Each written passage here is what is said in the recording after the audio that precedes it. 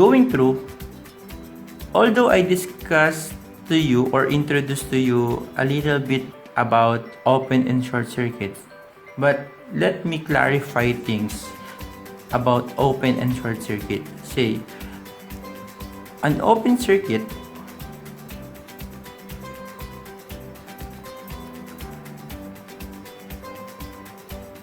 an electrical circuit is open circuit if it lacks a complete path between terminals of its power source.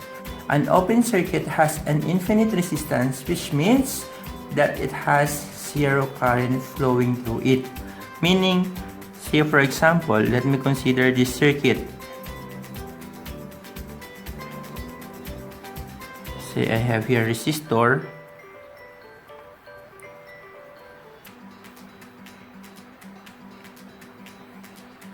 So there are three resistors here, say R1, R2, and R3.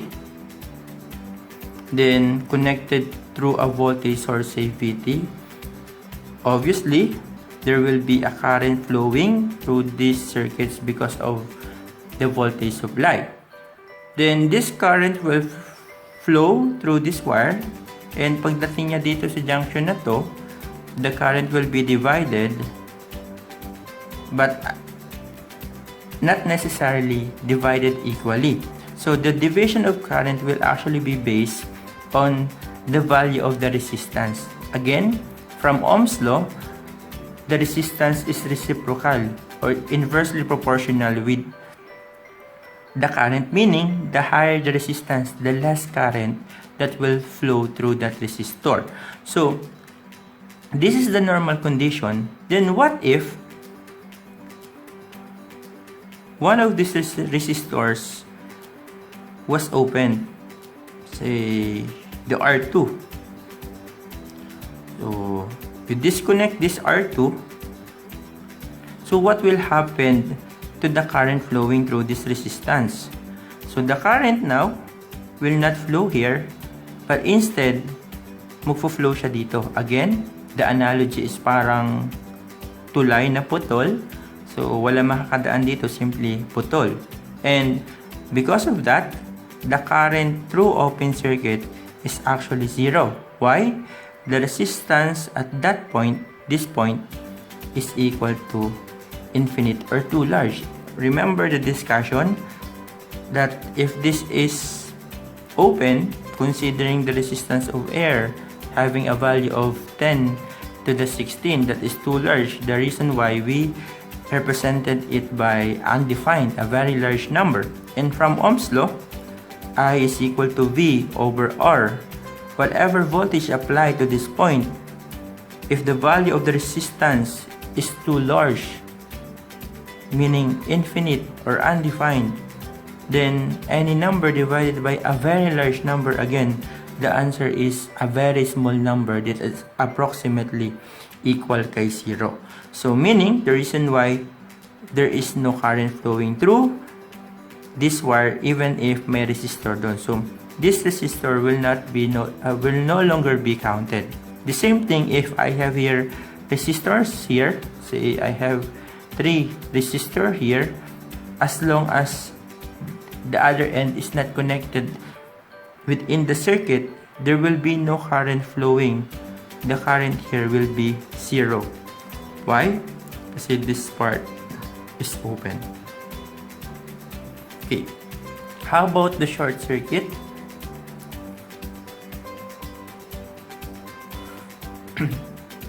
Say again, consider a circuit at normal condition.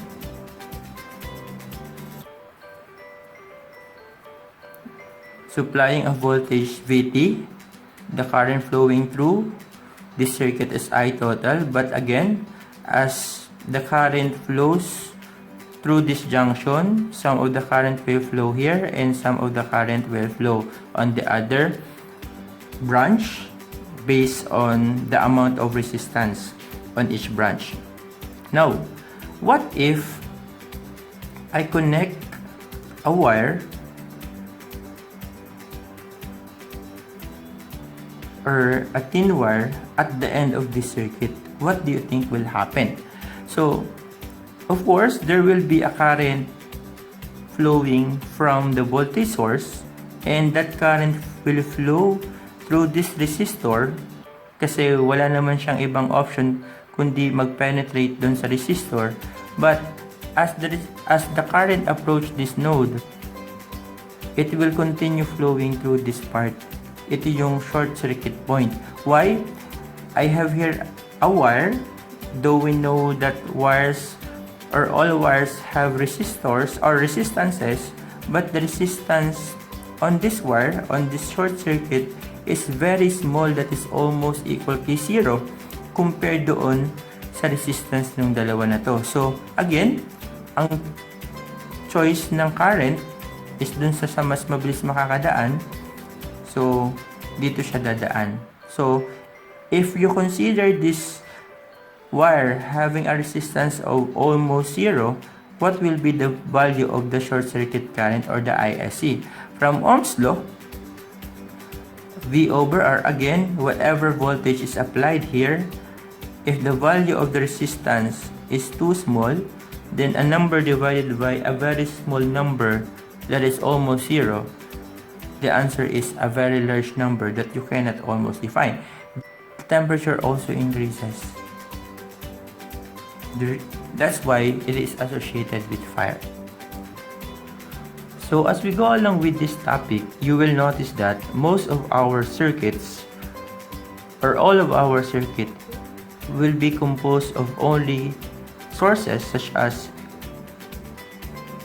voltage sources or a current source and resistors. You can no longer encounter here for chapter 2 of the symbol inductor and of course the capacitor. Why? Because what really happens to these two components, inductor and capacitor, as you supply this by a DC source. By the way, chapter 2 is all about DC circuits. So the sources will be DC. Now, you will encounter this symbol. This is actually a symbol for DC sources or DC voltage source. And as you will encounter this symbol, this is pertaining to a voltage source but alternating or AC because of this symbol sinusoidal or alternating. Now, this one is obvious. This is a DC source or a battery. Now, most of the loads such as incandescent lamp, the one that I always draw in front of you, this incandescent lamp is resistive if you're going to represent it in a schematic diagram. This is a purely resistive load, meaning gumagana siya sa DC supply at gumagana din siya sa AC supply. Well, these two, what really happens? If I have here, say, resistance and an inductor connected through a DC source, say you have the value of the resistance and you have this XL, L pertaining to inductor or the value of the inductor, and X pertaining to reactance. Reactance is actually a term we use in AC, but basically that is somewhat the same with the resistance. So the value of the reactance or inductive reactance is given by the formula 2 pi FL, where again L is the value of the inductor and F is the frequency. So in this circuit, frequency at DC, the frequency is given as 0. So if this is 0, the whole thing will be equal to 0, and based on our principle, zero resistance means shorted or short circuit. Ibig sabihin, if you're going to supply this circuit by a DC source, your resistor will function or gagana siya, but your inductor will act as a short circuit. The reason why you will not encounter inductor in this part of the chapter. Now, what will happen naman in a capacitor? So, in a given circuit, say a capacitor connected in series with a resistor through a DC voltage source. So again, this is R and XC pertaining to the reactance and the subscript C pertaining to the capacitance. The value of the capacitance of a capacitor is given by the formula 2 pi o 1 over 2 pi Fc, where again C is the value of this capacitance and F is the value of the frequency. Again, at DC supply, frequency is equal kay 0. So if this is 0, then 1 divided by 0 is undefined or a very large number. Therefore, by principle, undefined resistance is equivalent to open circuit. The reason why, if you're going to supply